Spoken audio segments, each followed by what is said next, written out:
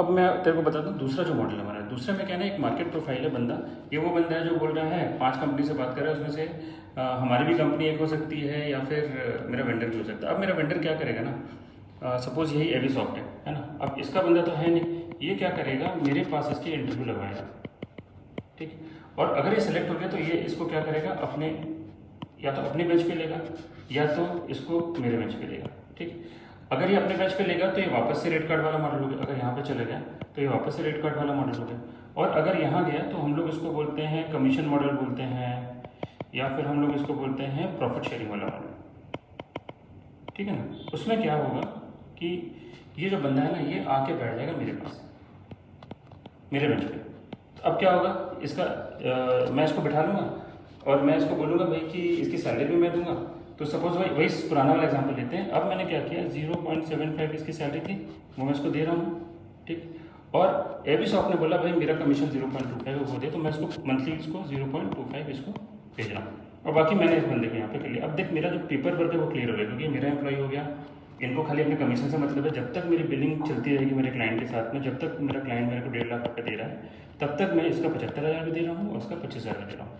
बाद में कैसे करेंगे, क्या करेंगे, ये थोड़ा सा भी हेजी है, जो कि यही समझ में आता है कि बाद में क्लाइंट के यहाँ पे किसी और प्रोजेक्ट पे इसको डिप्लॉय करेंगे। अब चूंकि यहाँ पे एक चीज़ बदल गई, ये बंदा ऑलरेडी यहाँ पे एम्प्लॉयड था, सब कुछ क्लियर था इसका, कितना सैलरी वगैरह की उनको चिंता नहीं करनी थी। बट यहाँ पे अब सडनली और फैक्टर्स इंपॉर्टेंट हो गए। पहला फैक्टर कि इसका एक्सपेक्टेड सीटीसी क्या है, कितने रुपए में आएगा ये, बाकी ऑफर्स क्या है, अदर ऑफर्स क्या है इस बंदे के पास में। फिर इम्पॉर्टेंट हो गया कि इसका नोटिस पीरियड क्या है, कितने दिन में इमीडिएट अवेलेबल है या नहीं है, या 15 दिन में है, 21 दिन में है। हमने सबको बोला भाई 21 दिन 15 दिन में भी होना चाहिए अवेलेबल। और दूसरा यहाँ पे जब मैं देखता हूँ तो मैं ये देखता हूँ कि इस बंदे की सीटीसी कितनी देनी पड़ेगी और कमीशन अलग अलग कितनी देनी पड़ेगी। तो पहले क्या था, मेरे को खाली रेट कार्ड देखना पड़ता था, अब यहाँ पे मेरे को उसको सीटीसी अलग समझना पड़ता है और सीटीसी और कमीशन अलग समझना पड़ता है, ठीक। ये मैं कंपेयर करता हूँ। पहले क्या था ना, पहले तो बस मेरे को जो रेट कार्ड था, खाली रेट कार्ड देखना था उस दूसरे वाले मॉडल में। इसमें लेकिन मेरे को सीटीसी भी देखना पड़ता है और कमीशन भी देखना पड़ता है। अब मैं देखो ये सब इसलिए समझा रहा हूँ क्योंकि यहाँ पे जो हम लोग इनपुट डालते हैं, देख इन दोनों मॉडल में, चाहे ये वाला मॉडल हो चाहे तेरा ये वाला मॉडल है ना, इन दोनों मॉडल्स में ही तेरा सीवी तो ये वैसे का वैसे ही है, दोनों मॉडल में भी यहाँ पे भी है, वेंडर का नाम यहाँ पे भी आएगा। बिलिंग जो है वो थोड़ा सा चेंज होती है, क्योंकि यहाँ पे बिलिंग प्लस स्पेशल इनपुट्स बदल जाते हैं। अगर सपोज रेट कार्ड वाला है ना, तो बिलिंग मेरा स्ट्रेट फॉरवर्ड है, खाली ये जो पर मंथ वाला है वही आएगा, है ना। क्योंकि अब ये जो ब्लू कलर है ये प्रॉफिट वाला है, तो मैं रेड कलर लगा के इसको बताता हूँ। यहाँ पे क्या है आएगा, सिर्फ और सिर्फ मेरे को चाहिए रेट कार्ड, मेरे को और किसी चीज़ से मतलब नहीं, ठीक है ना, इनपुट में। और अगर मेरा दूसरा वाला मॉडल है, यानी कि ये प्रॉफिट और कमीशन वाला मॉडल है, तब मेरे को थोड़ा सा समझना पड़ेगा, क्योंकि तो मार्केट से आ रहा है तो मैं सारे सवाल पूछता हूँ ना। ये जो यहाँ हम लोगों ने देखा था ना अभी नीचे, वो सारे सवाल पूछते हैं हम लोग कि भैया इसका नोटिस पीरियड बता, इसका सीटीसी बता, एक्सपेक्टेड सीटीसी, क्योंकि तो मेरे उस पर आने वाला है तो मेरे को पता होना चाहिए। तेरा कमीशन बता। कई बार हम लोग आधा आधा कर लेते हैं कि मैं उसको बिलिंग बता देता हूँ कि क्लाइंट सपोज मेरे को 1.5 लाख रुपये दे रहे हैं और मेरे को 75,000 दे रहा है, ठीक है। तो ये जो दोनों का डिफरेंस है ना, ये दोनों का जो डिफरेंस है उसको आधा आधा कर लेते हैं कि 75 और 1.5 के बीच में 75 का डिफरेंस है।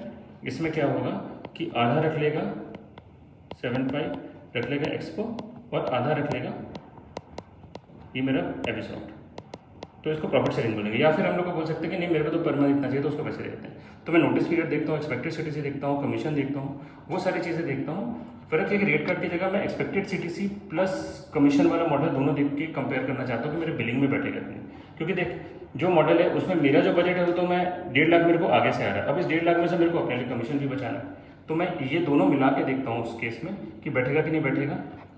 नोटिस पर देखता हूँ और यहाँ पे सबसे इंपॉर्टेंट देखता हूँ लोकेशन कैसा, तो नहीं कोई रिलोकेशन वगैरह का पंगा है। तो वैसे लोकेशन ऐसी चीज़ है ना जो यहाँ पे भी देखता हूँ और यहाँ पे भी देखता हूँ कि ये बंदा है कहाँ पे लोकेटेड, बिकॉज अपने को तो हाइब्रिड मॉडल है तो वो इंपॉर्टेंट चीज़ हो जाती है।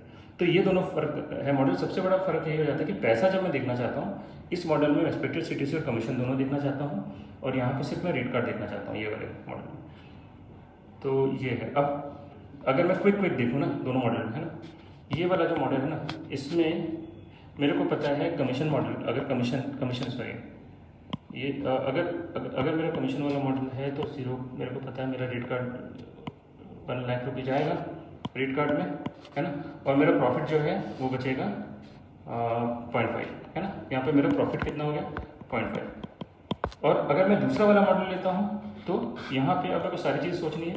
मेरे को सोचनी है मैं इसका CTC इतना दूंगा, कमीशन दूंगा इसको 0.25 फॉर एग्जांपल, अगर कमीशन कितने की बात हुई है, और मेरा जो प्रॉफिट बचेगा इसे दोनों के देने के बाद में मेरा प्रॉफिट बचेगा प्रॉफिट। अगर ये एक मॉडल हो गया ना जो मार्केट प्रोफाइल वाला है। दूसरा मॉडल ये हो गया, मैं बोल सकता हूँ भैया प्रॉफिट आधा आधा होगा, तो वहाँ पे 0.75 CTC है और मेरा बिलिंग जो है वो 1.5 का CTC है, तो बचा तेरा 0.75 CTC।